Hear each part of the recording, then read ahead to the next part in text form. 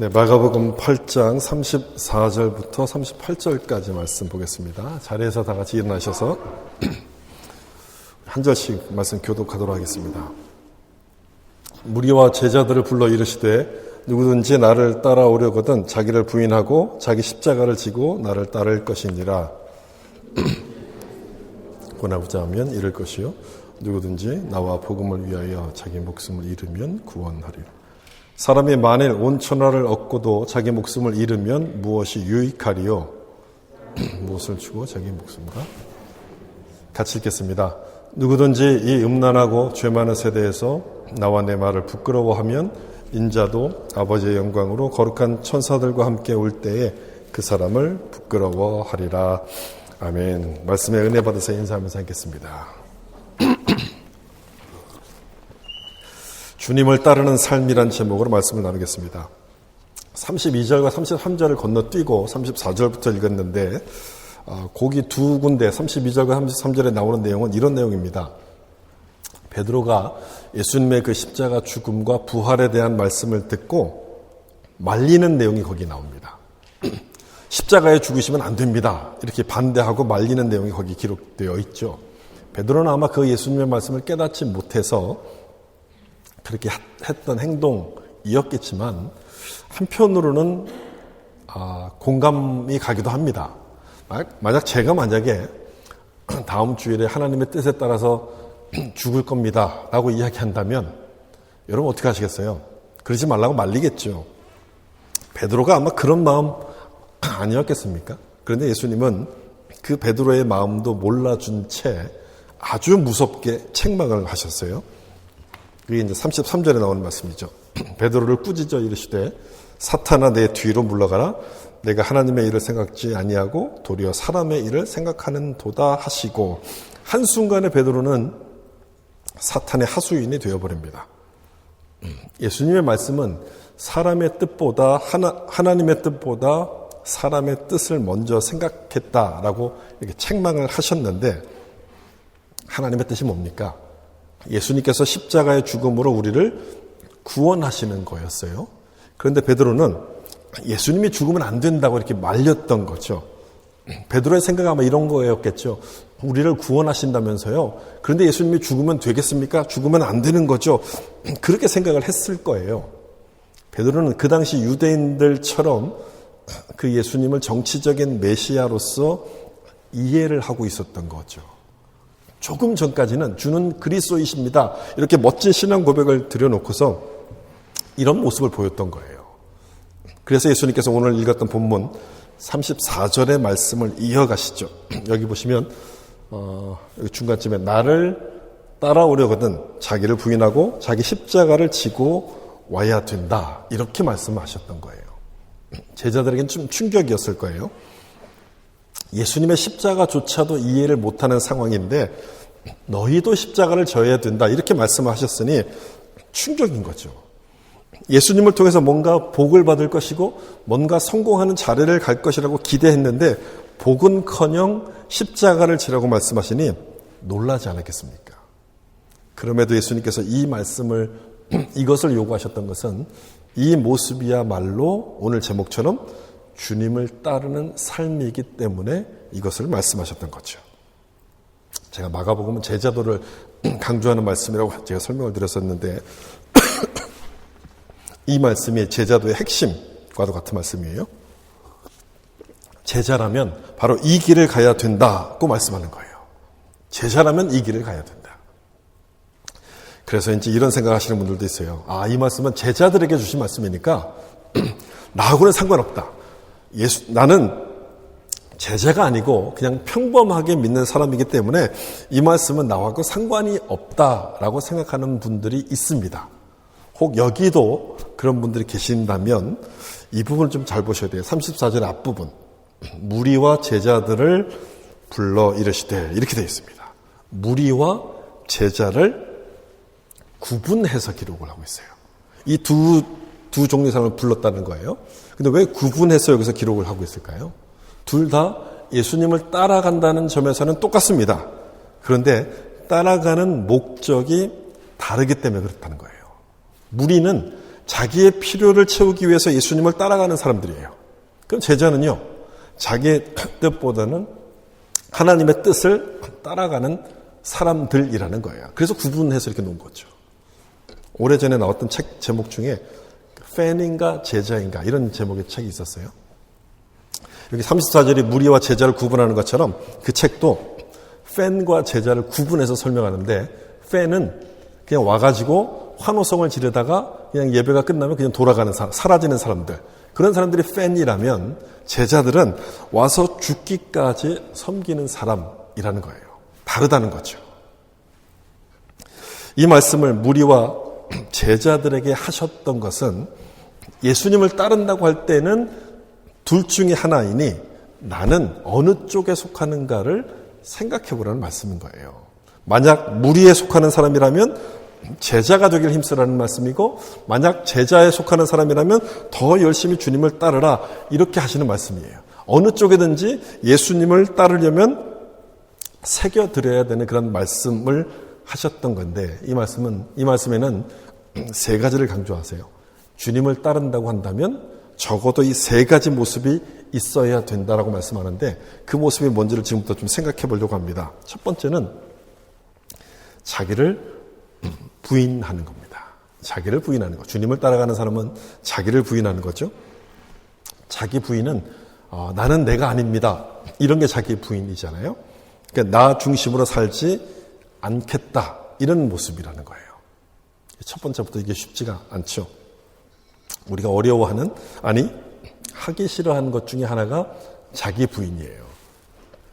요즘 세상은요, 우리가 살고 있는 이 세상은 끊임없이 나를 알리고 나를 자랑하도록 만들어가는 그런 세상을 살고 있기 때문에 그렇습니다. 이런 현상은 시간이 지나면 지날수록 더욱더 심해지게 돼요. 디모데후서 3장처럼 그 말세에는 사람들이 자기만 사랑한다라고 말씀하는데 바로 그런 모습이 되기 때문에 그렇다는 거죠. 자기만 사랑하는 거예요. 자기를 사랑하는 것은 좋은 것이지만 자기만 사랑하는 것은 잘못된 거죠. 잘못임에도 불구하고 잘못인 줄을 모르고 그렇게 합니다. 다른 사람 생각할 필요 없고요. 나 자신을 좀 봐도 그렇지 않습니까? 여러분, 우리는 손해보는, 다른 사람을 위해서 손해보는 일을 절대 하지 않아요. 다른 사람이 불편하게 여긴다 할지라도 내가 편하면 우리는 그냥 그렇게 합니다. 리사이클 할 때, 뭔가 쓰레기를 버리고 리사이클 할 때도, 리사이클하면 다음 세대가 좋다는 것을 알면서도 귀찮으니까 우리는 그냥 버리죠. 뭐 나 하나 버리면 어때? 이렇게 생각하면 버립니다. 예배드리러 이곳에 왔을 때 교회에 있는 의자들은 이렇게 긴 장 의자잖아요. 뭐 지금처럼 자리가 막 넓으면 아무 곳이나 앉아도 괜찮겠지만 사람들이 많으면 내가 원하는 자리를 앉을 수가 없어요. 그렇게 못하죠. 그런데 인간의 심리는 이 긴 의자가 있을 때 어느 쪽에 앉고 싶은 게 인간의 심리입니까? 그 끝부분에 앉고 싶은 게 인간의 심리예요. 중간에 앉으면 나중에 나갈 때 불편하니까 끝에 앉고 싶어 하는 것이 사람들의 마음인 거예요. 예수 믿는 우리도 역시 자기만 사랑하는, 자기를 부인하기보단 자기만 사랑하는 쪽에 훨씬 더 가깝다는 거예요. 러시아의 그 노벨상 수상했던 솔제니츠라는 사람이 미국에 갔을 때 미국에 대한 소감을 기자들이 물었어요. 그때 이런 얘기를 합니다. 나는 미국이 기독교 국가인 줄 알았는데 모두 다 자기를 숭배하고 자기를 섬기면서 살고 있습니다. 그런 얘기를 했대요. 자기를 숭배하고 자기를 섬기면서 살고 있다. 우리도 아니라고 하기 좀 어렵지 않습니까? 봉사하고 섬기고 뭔가 남을 돕는 것은 참 힘들어요. 그것보다는 대접을 받는 것을 우리는 훨씬 더 기뻐합니다. 예수님은 분명 여기 말씀처럼 자기를 부인하라고 말씀하셨는데 우리는 그렇게 살지 않습니다. 그렇게 하고 싶지 않아요. 하고 싶어 하지 않아요. 왜 그런가? 우리가 자꾸만 이기적이 되는 그 이유가 뭘까? 예수님에 대한 분명한 신앙 고백이 없기 때문에 그런 것 아니겠습니까? 신앙 고백이 분명하면 나를 부인하게 됩니다. 여러분, 신앙 고백이라는 게 뭐예요? 예수님을 그리스도라고 고백하는 것. 예수님을 그리스도로 믿겠습니다라고 고백하는 것이 신앙 고백이에요. 예수님이 나의 구원자이며 나의 왕이라고 고백을 한다면 그 사람은 자기를 부인하게 돼요. 그렇죠. 예수님이 내 인생의 왕이고 내 주인인데 내가 어떻게 주인이 될 수 있겠습니까? 나를 부인하게 되는 거죠. 고린도전서 말씀을 여기 좀 보시면 너희는 너희 자신의 것이 아니라 값으로 산 것이 되었으니 그런즉 너희 몸으로 하나님께 영광을 돌리라. 예수님께서 십자가에서 죽으심으로 말미암아 우리 죄값을 치르셨습니다. 그래서 우리를 하나님의 자녀로 이렇게 만들어 주셨어요. 바로 그 얘기를 하는 거예요. 값으로 산 것이 되었으니는 예수님의 피값으로 우리를 사셨다. 그랬으니 이제 주인은 누굽니까? 내가 아니라 예수님이에요. 예수님이 사셨으니까. 이게 분명해지면 나를 부인할 수 있는 거예요. 신앙 고백이 분명하면 나를 자랑할 수가 없죠. 예수님에 대한 그 신앙 고백이 흔들리기 때문에 나를 자랑하고 자기 숭배의 모습에 빠지게끔 되는 거예요. 여러분, 시대마다 사람들이 섬기던 우상은 달랐습니다. 로마 시대에는 제가 지난주에도 말씀드린 것처럼 그 황제를 숭배했잖아요. 시저가 주인이었어요. 우상이었어요. 그래서 로마 시대 사람들은 길에서 만나면 이렇게 인사를 했대요. 시저가 주님입니다 라고 이야기하면 맞습니다. 시저가 주님입니다. 이렇게 얘기를 했대요. 인사를 했대요. 그런데 당시 그리스도인들은 그렇게 하지 않은 거죠. 상대방이 시저가 주님입니다 라고 이야기하면 아닙니다. 예수님이 주님입니다. 이렇게 대답한 거예요. 이 대답 때문에 기독교가 박해를 받기 시작했어요. 시저를 주님으로 인정하지 않아서 원형 경기장에 끌려가서 사자밥이 되는 그 순교를 당했던 거예요. 그 당시 우상은 시저였어요. 근데 여러분 지금은 어떻습니까? 지금은 시저가 우상이 아니에요. 이 시대의 우상은요, 그 로마 황제가 아니라 내가 우상입니다. 내가. 이 세상은 내가 중요하기 때문에 나를 사랑해야 될 것이고 나를 높이라고 자꾸만 가르칩니다. 내가 중요하기 때문에 다른 사람의 그 희생, 뭐 당연한 거라고 생각해요. 그게 혐오로 나타나는 것이고 그게 차별로 나타나는 거예요. 하나님의 사랑을 이야기하고 이웃 사랑을 이야기하는 교회 안에서도 혐오와 차별의 모습이 자꾸 나타나는 것은 나를 사랑하는 사람들이 모여있는 결과이기 때문에 그렇다는 거예요. 이런 모습이 많아지고 있는 것은 지금 이 시대가 마지막 시대, 자기 숭배의 우상에 빠져있는 시대이기 때문에 그렇다는 것이죠. 그러므로 자기 숭배의 우상을 넘어서려면 나를 부인할 수 있는 신앙 고백이, 나를 부인하는 분명한 신앙 고백이 있어야 돼요. 내가 예수님의 피로 말미암아 구원을 받았고 그걸 믿고 그래서 내 인생의 주인은 내가 아니라 주님이라고 이렇게 고백할 수 있어야 돼요. 이 고백이 분명해지면 나를 숭배하지 않고 오히려 나를 부인하게 돼요. 나는 내가 아닙니다. 나는 주님의 것, 주님의 은혜로 말미암아 살아가는 그런 자임을 믿기 때문에 나를 부인하게 되는데 이 모습이 주님을 따라가는 자의 모습이라는 겁니다. 우리도 그래야죠. 이렇게 분명한 신앙 고백을 통해서 나를 부인하고 주님을 따라가는 제자의 삶을 살아갈 수 있기를 예수님의 이름으로 축복합니다. 그 다음 두 번째 주님을 따르는 삶은요, 여기 있는 것처럼 십자가를 지는 것이라고 말씀합니다. 자기 십자가를 지라고 되어 있어요. 십자가를 지라는 게 뭘까요? 십자가를 어깨에 메고 다니라, 뭐 이런 뜻이겠습니까? 십자가를 지라는 말씀을 보통 희생하라, 그런 의미로 많이 이해를 하시죠. 물론 그런 뜻도 있습니다만 여기서 말씀하실 때는 그것보다 조금 더 깊은 의미가 이 안에 담겨져 있어요. 이 말씀과 비슷한 말씀이 누가복음에 나오는데 이 두 가지 말씀 좀 비교해 보시면 좋겠어요. 누가복음에는 마가복음에 없는 단어가 하나가 딱 들어 있습니다. 누가복음 9장 23절 보시면 어떤 단어인지 좀 보세요. 아무든지 나를 따라오려거든 자기를 부인하고 날마다 제 십자가를 지고 나를 따를 것이니라. 누가복음에만 나오는 단어가 하나가 딱 들어가 있지 않습니까? 어떤 겁니까? 요 날마다라는 단어예요. 날마다 자기 십자가를 지고 이렇게 설명합니다. 그러니까 십자가를 지는 일이 날마다 계속되어야 된다는 거예요. 한 번 했으니까 이제 더 이상 안 해도 된다, 그런 말씀이 아니라 우리가 살아가는 매일매일의 모습이 십자가를 지는 것과 같아야 된다라고 말씀을 하는 거예요.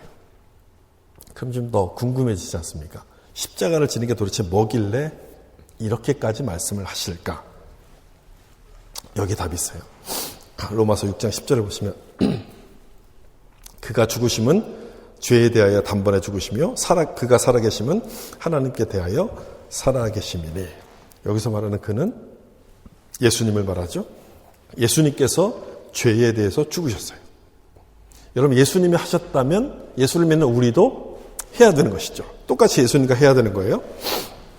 그래서 그 다음 이어지는 11절을 보시면 이와 같이 너희도 너희 자신을 죄에 대하여는 죽은 자요 그리스도 예수 안에서 하나님께 대하여는 살아있는 자로 여길지라. 우리도 마찬가지로 똑같이 하라고 이렇게 말씀하고 있어요.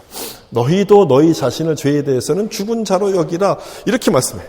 죄에 대해서 죽은 자, 죄의 유혹이 찾아올 때 거기에 대해서 꿈쩍하지 않는 그런 모습이 되라고 지금 말씀하는 거예요. 죄에 대해서 죽었다는 것은 여러분 죽은 사람은 반응을 하지 않지 않습니까? 죄에 대한 유혹들, 욕심과 이기심과 여러 가지 욕망들이 내 속에서 올라온다 할지라도 그 욕심을 따라가지 않는 것, 반응하지 않는 것, 그게 죄에 대해서 죽은 거예요.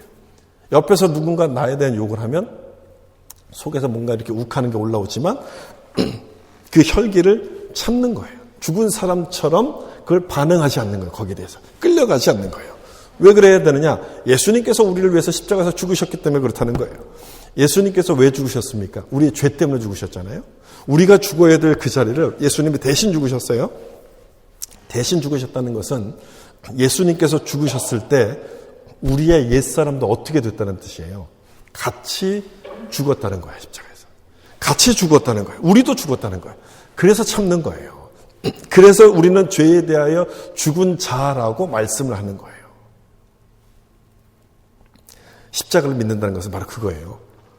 예수님과 함께 나의 옛사람도 죽었다는 것을 믿는 거예요. 그게 십자가를 믿는 거예요. 나의 옛사람이 십자가에서 다 죽었구나 하는 그걸 믿는 거예요. 그런데 예수님이 죽기만 하고 끝났습니까? 아니죠. 십자가에서 죽으신 다음에 부활하셨어요. 우리의 주님으로 우리의 왕으로서 우리를 인도하시기 위해서 다시 부활하셨는데 이 부활도 마찬가지인 거예요. 예수님의 죽음이 나를 위한 죽음이었던 것처럼 예수님의 부활도 나를 위한 부활입니다. 그러므로 예수님이 부활하셨을 때 나도 다시 살아났다는 것을 의미하는 거예요. 십자가에서 옛사람이 죽고 새 사람으로 다시 부활하게 됐다는 것을 의미하는데 11절 하반절 바로 그런 뜻이에요. 그리스도 예수 안에서 하나님께 대하여는 살아있는 자로 여길지라.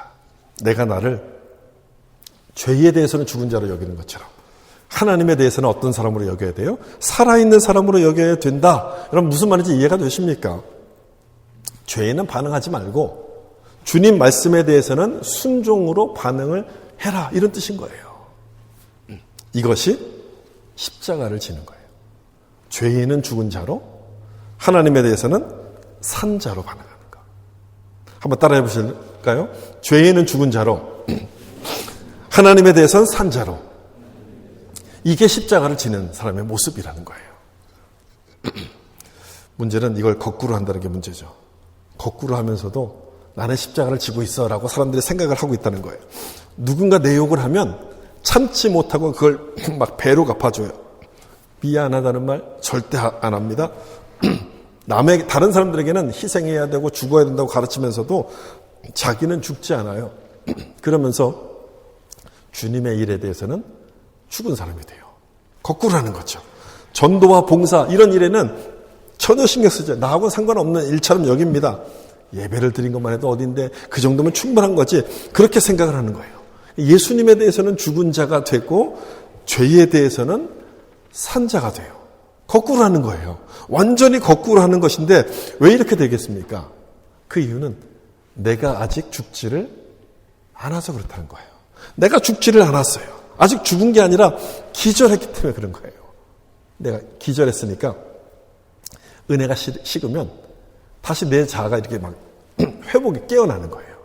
은혜를 받으면 잠깐 기절했다가 은혜가 식으면 다시 내 옛 모습이 그대로 이렇게 살아나다 보니까 전혀 거꾸로 하는 그런 모습이 되는 거예요. 여러분 그건 죽은 게 아니죠. 죽었다는 것은요. 죄를 그냥 억누르거나 기절하는 그 정도가 아니라 그냥 그것을 포기해버리는 거예요. 그 욕심을 포기하는 거예요. 내 욕심을 내려놓는 것이 죽는 거예요. 욕심이 안 생긴다는 뜻이 아니라 욕심이 생기죠. 생기는데 거기에 대해서 우리가 반응하지 않고 따라가지 않는 거예요. 나는 이걸 원하지만 하나님을 위해서 내가 포기해야지. 이게 십자가를 지는 거예요. 주님을 위해서 내가 포기해야지. 이게 십자가를 지는 거. 여러분 어렵죠? 어렵지만 내가 살려면 먼저 죽어야지만 내가 살 수 있어요. 그래서 죽으라고 여기서 말씀하는 거예요. 어렵지만 산 자가 되라고 죄에 대해서 죽은 자가 되라 이렇게 말씀하는 거예요. 살기 위해서는 죽어야 되니까 죄에 대해서 죽으라고 이렇게 말씀하시는 거예요. 예수님께도 십자가를 지는 일은 굉장히 어려운 일이었습니다. 그래서 십자가를 지시기 전에 겟세마네 동산에서 뭘 하셨어요? 기도하시잖아요. 막 땀방울이 핏방울이 될 정도 아주 간절하게 기도하시잖아요. 뭐라고 기도하십니까? 할 수 있거든 이 잔을 나에게서 옮겨주십시오. 그러나 내 뜻대로 마옵시고 아버지의 뜻대로 하옵소서. 그렇게 기도하셔요. 내 뜻대로 마시고 아버지 뜻대로. 그리고 나서 십자가를 지시는데 저는 여기에 십자가를 진다는 것에 의미가 있다고 생각합니다. 내 뜻을 내려놓고 하나님께 순종하는 것. 이게 십자가를 지는 거예요. 내 것을 포기하고 하나님의 뜻에 순종하는 것. 이게 십자가를 지는 것. 여러분 내 뜻과 하나님의 뜻이 다르다고 한다면 뭘 내려놔야 되겠습니까? 내 뜻을 내려놔야 된다는 거죠. 하나님의 뜻은 십자가를 지는 건데 그 일에 순종하려면 내 뜻을 내려놔야지만 그 일에 순종할 수 있어요. 내 뜻을 주장하면 십자가를 질 수가 없는 것이죠. 십자가를 진다는 것은 그래서 내 뜻을 이렇게 내려놓는 거예요. 그러면 죽을 것 같지만 내가 원하는 것을 하지 않으면 죽을 것 같지만 살게 된다는 거예요. 내 욕심을 죽이면 우리가 살아나기 시작하는 거예요.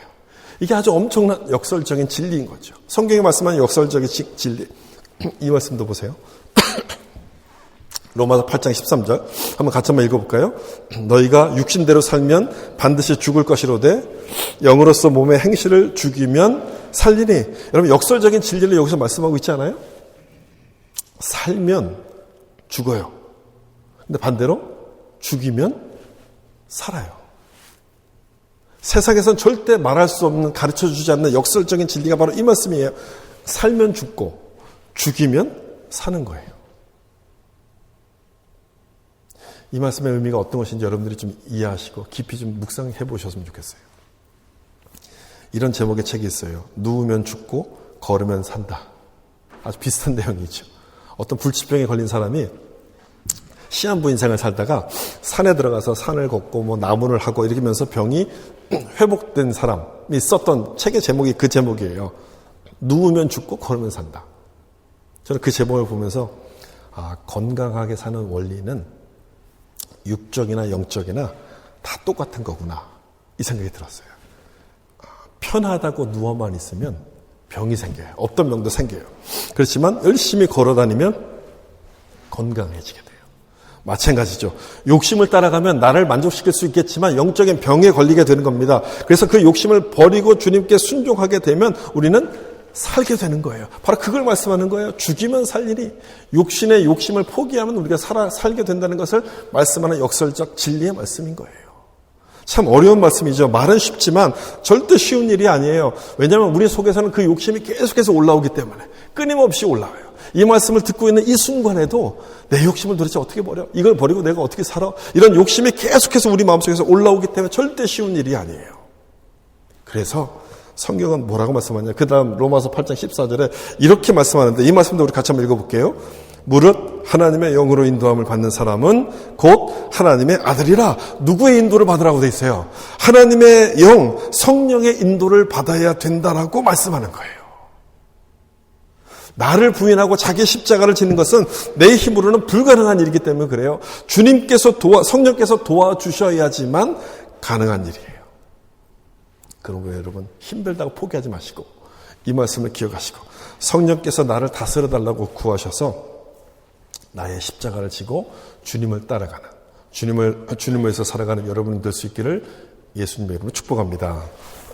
다시 8장 34절을 보시면 이 말씀에서 세 가지를 우리가 말씀한다고 했죠. 첫 번째는 주님을 자기를 부인하는 것, 그 다음에 두 번째가 자기 십자가를 지는 거예요. 이 두 가지는 우리의 결단을 강조하는 말씀이라고 생각할 수 있어요. 결단을 강조하는 말씀인데 그 다음에 나오는 말씀이 뭐냐면 나를 따를 것이니라 라고 되어 있습니다. 이 말씀은 지속성을 강조하는 말씀이라고 생각할 수 있어요. 앞에 것은 결단. 근데 한 번 결단한 것으로 이제 끝나면 안 되잖아요. 그 결단이 계속 이어져야 된다는 뜻에서 지속성을 강조하는 말씀인 거예요. 따라서 주님을 따르는 삶을 위한 세 번째 조건은 뭐냐면 계속 따라간다는 거예요. 계속해서 따라간다는 거예요. 이 말씀이 한글 번역은 나를 따를 것이니라 이렇게 되어 있지만 이 헬라어를 보면 현재 명령형으로 되어 있습니다. 현재 명령형. 헬라어에서 현재형은 진행형을 뜻하는 거예요. 이 말씀의 의미는 그거죠. 현재 명령형이니까 이 일을 계속 하라 이런 뜻인 거예요. 이 일을 계속 하라. 그런 뜻에서 나를 따르라 이렇게 말씀하는 거예요. 한 번이 아니고 두 번이 아니고 계속해서 나를 따르라 그 말씀인 거예요. 아, 내가 작년 동안 열심히 했으니까 올해는 좀 쉬어야지. 그게 아니라는 거예요.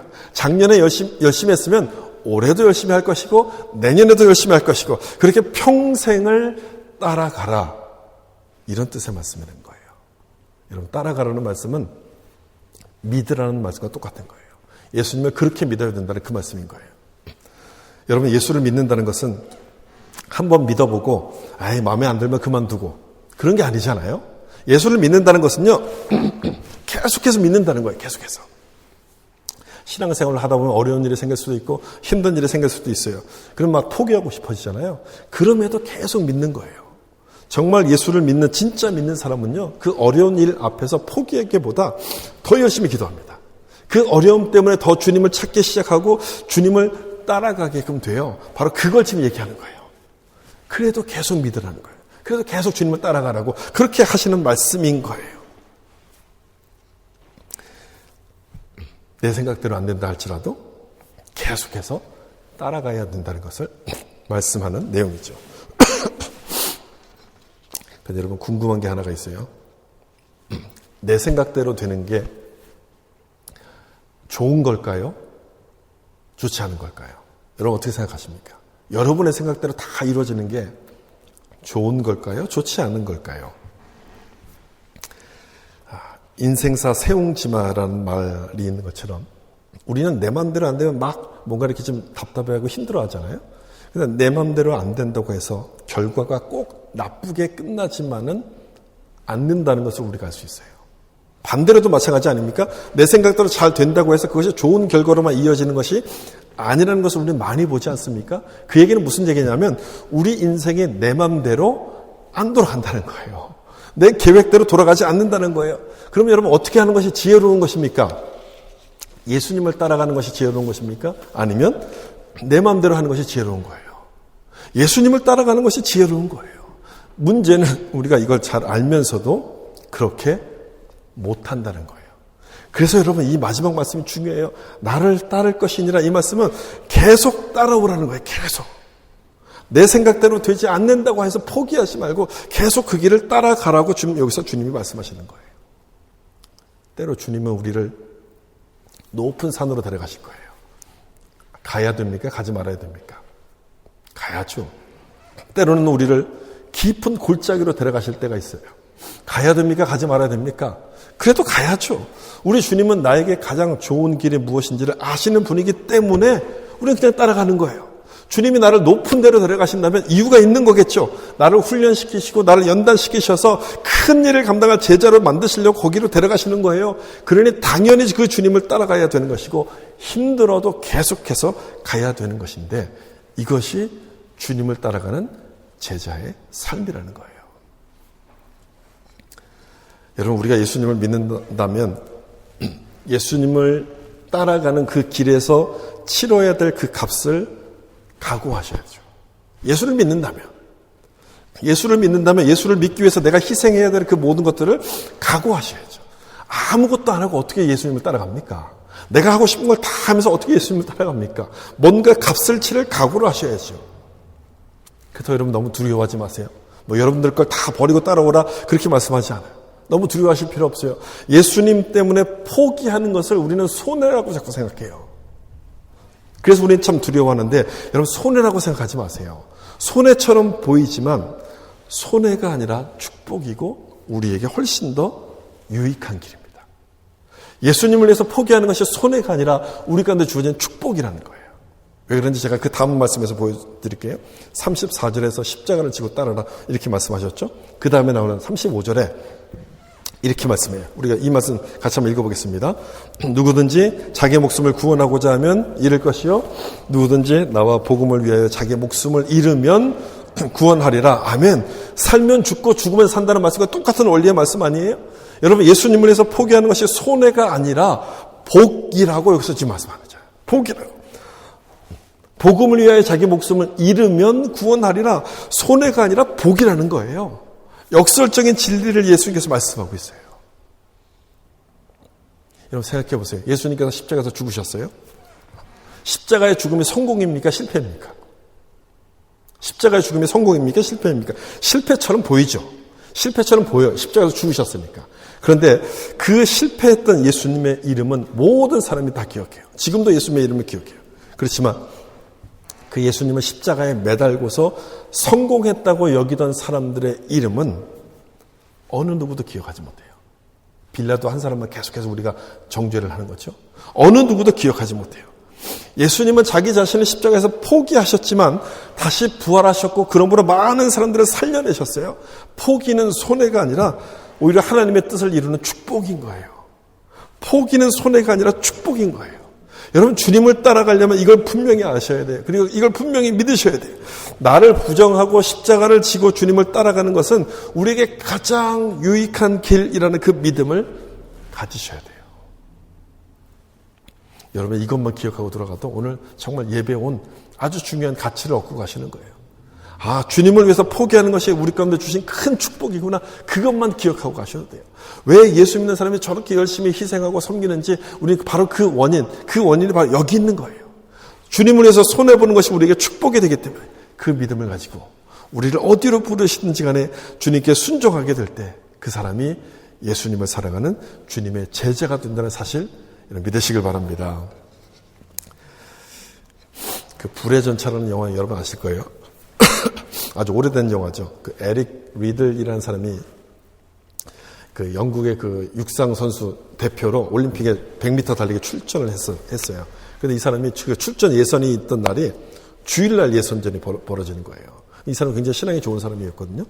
내가 하나님의 예배를 빠지고 예선전 나갈 수 없다. 포기해 그거를요. 사람들로부터 많은 비난을 받았죠.